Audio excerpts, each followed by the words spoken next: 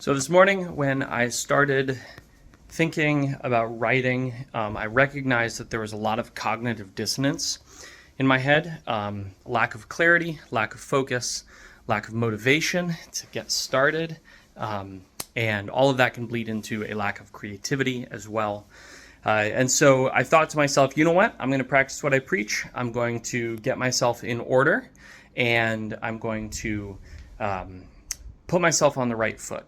So I'm going to be starting my writing a little bit later today, but that is okay.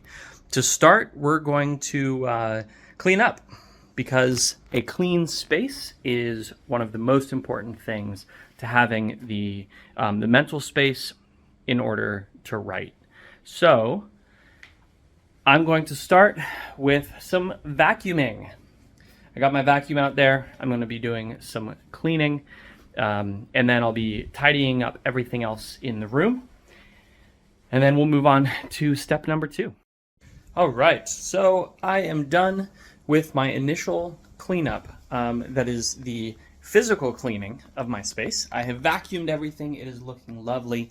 I just had a really interesting thought, though. The place in my room where the most dirt and dust gathered was not actually the areas where I was tracking. Instead, it was where all of my cords were sort of wrapped together. And so I have this absolutely horrendous cable management going on. And it was that area of the room that was the dirtiest. And that just sort of got me thinking, often the places in our life that are the most complicated, that we have the least order, they're the ones where our mental fatigue and our lack of energy sort of congregate. That's where I find I have the most problems with what I'm trying to do. And when I'm trying to get clarity, and when I'm trying to set myself up for success by having a really clear sense of where I'm going, identifying my goals and taking action steps on them. It's those places where things are sort of tangled up, where I don't have clear organization. Those are the trouble spots.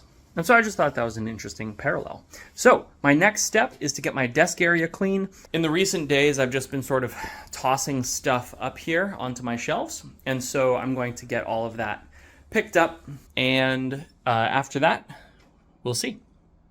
All right, so we are done with cleaning up. My shelves are just a little bit more organized. The goal is not, in fact, to get everything in absolute perfection. That would just take too long. And so instead, we work on making everything neat. One thing that I have done is organize some of the things that I have to take care of today, and I've put them out in the staging area. That is one thing that helps me trigger, hey, I need to do that task. But the other thing that I've done is I've cleaned off my desk. I don't know if you can see it here. I've gotten everything extraneous off of it. This really bothers me, if I'm honest. All of these cords just sort of tangled up. I would really like to be able to get them super clean and smooth and out of sight, because every time I see them, I think about them. And one of the things that we really want to do as we are cleaning up is we want to eliminate all of these reoccurring thoughts. That's one of the goals that we practice with maintaining a clean working environment. But it's really hard to do that when I see my cords everywhere. Well, in the next week or so, I should be getting a new desk that I ordered back in May of last year, June last year. Kind of ridiculous. Anyway, the world being what it is, I should get that desk in the next week or two. And after that, I will start working on my cord management. Anyway, that is enough of that bunny trail. But now that we have a clean space, it is time to get started on the next task, which is going to be organizing everything that I have to do, every task that I have to do, every thought that I have, every upcoming event, every future project. I have a companion in my quest. This is Beauty. She likes to sleep here on the floor. So let's get to it. I thought it might be helpful to break down how I'm actually organizing everything, because I've gone through and I've made my lists. Now, this is something that I do on a fairly regular basis, so it didn't actually take me that long. And that's one of the advantages of a total capture system or an external brain, where you're putting everything into that system from the get-go. When you do that, it just becomes easier and easier over time because you have less to capture each time. So let me run through here. I did some cleanup, and I also added new things, and I reorganized everything to fit sort of the way I'm thinking about my life right now in this moment. And it's really helpful because I'm already starting to feel a lot more clarity and a lot more interest in sort of getting the next thing done. So I've cleaned up my physical space, I've cleaned up my mental space, and now I'm sort of ready to move on to actually start doing the work. But let me take a moment and break down how I do this. I use something called Todoist, and it's actually pretty fun. So you can see here you can see sort of on the left here, I have all of my projects. So the way this is broken down, and I have an app for Todoist as well, and so that just gives me sort of full coverage. But the way it's broken down is you have today, I have an inbox which is just where sort of it dumps all sorts of stuff. I have today, which is things I still need to do today. I've checked off a bunch of tasks already today, but you can see here I haven't done any of my exercise. So these are all organized into a project. 20 plus minutes on the bike, 10 plus push-ups, 10 plus kettlebell swings. Now, these are really low numbers, and that's on purpose because I'm still in the process of trying to build these habits, and so I'm setting them low to be super achievable. I can do 10 push-ups in a few seconds, really, or maybe a dozen seconds, not a few. 10 push-ups in 3 seconds would be wild. But it takes me less than a minute to do 10 push-ups. I can do the 10 kettlebell swings in about a minute. And so everything I do beyond that gives me a reward for saying, hey, I went above and beyond what I was actually trying to do. And it reinforces, it's extra positive reinforcement on that habit. That's a total aside. But you can also see that today I have scheduled to talk to my wife about whether we want to do dog training again. We tried previously and there were some scheduling conflicts, and so we weren't actually able to go to the lessons. So it never actually happened. Well, we want to talk about whether we're going to do it again. And so I add this with a reminder, and I think that's set. We can look in here. Today at 1 p.m. it's going to remind me that I have to talk to her about that. Now, guess what I don't have to think about at all? I don't have to think about whether I should ask her about dog training again, because this is just going to tell me. And when it reminds me, I do the task and then I remove it, or I update it for whatever the next step is, either forgetting about it completely because she said no, or rescheduling with the dog trainer if she says yes. And then I don't have to think about it again, right? And that's the value of this total capture system, is that I'm removing that reoccurring loop from my head. But let's take a moment and I'll just show you how I organize my life, really. So I have a bunch of different major projects that I'm working on: writing, YouTube, social media, speaking, side projects, World Craft Club, a healthy life, my social life, my family and home projects, and things I have to do weekly.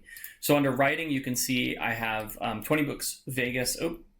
So this is something that I need to update because I have not, or I've already passed Vegas 2022, and I'm now into Vegas 2023. And so I update that, and I have a couple of other tasks. Then I have other books that I'm planning on writing.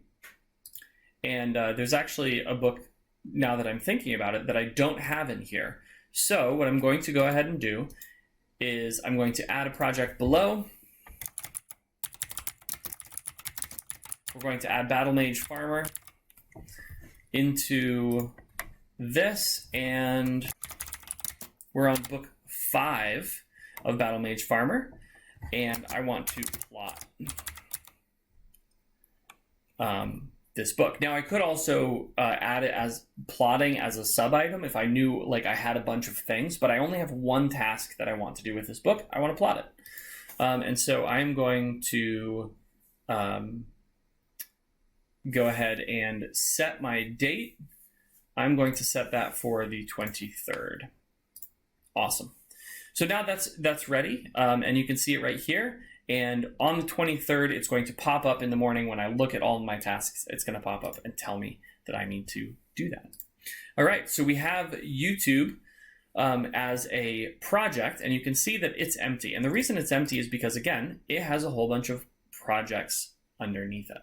And the same is true for all of these. Now, if I have to add notes into sort of the master level of the project, I would do it here.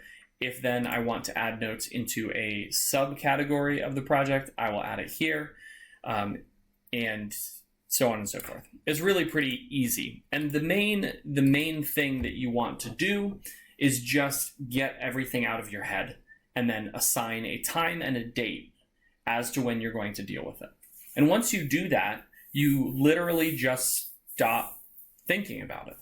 And if you're not stopping thinking about it, then it means that the next task that you've assigned isn't actually the next task.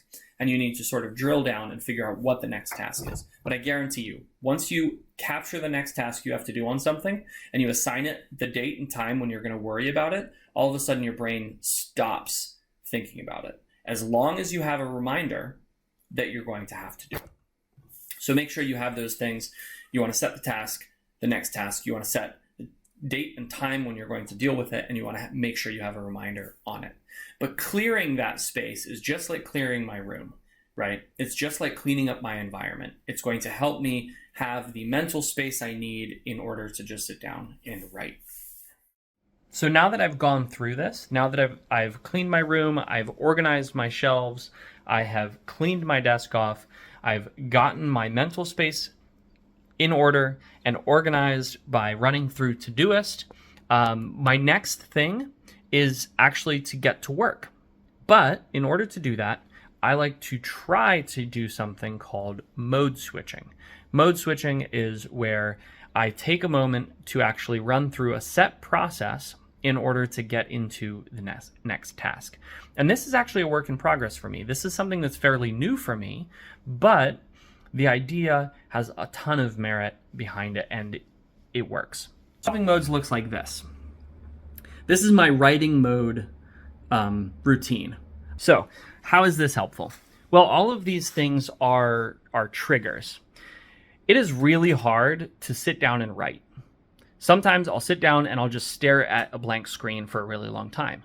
But do you know what it is easy to do? It is easy for me to clear anything that is not related to my writing off of my desk and put it somewhere else. It is easy for me to declare what I want to do. It takes almost no effort for me to do that. Today, I'm going to write 3 chapters dealing with this, this, and this. Sometimes I just say, today I'm going to write 3 chapters. And it's really easy for me to put on my headphones and click play on my song. And when I say my song, I'm still trying to figure this one out, what song to pick. And it's sort of, it's different days. Sometimes I'll just put my playlist on random and I'll press play. Sometimes I'll seek out a specific song based on how I'm feeling. I would like to get it down to like one song that I play every single time. I haven't managed to do that yet, but we'll see. We'll see. Like I said, this is still a work in progress on this routine. And then what do I do? And then I start writing.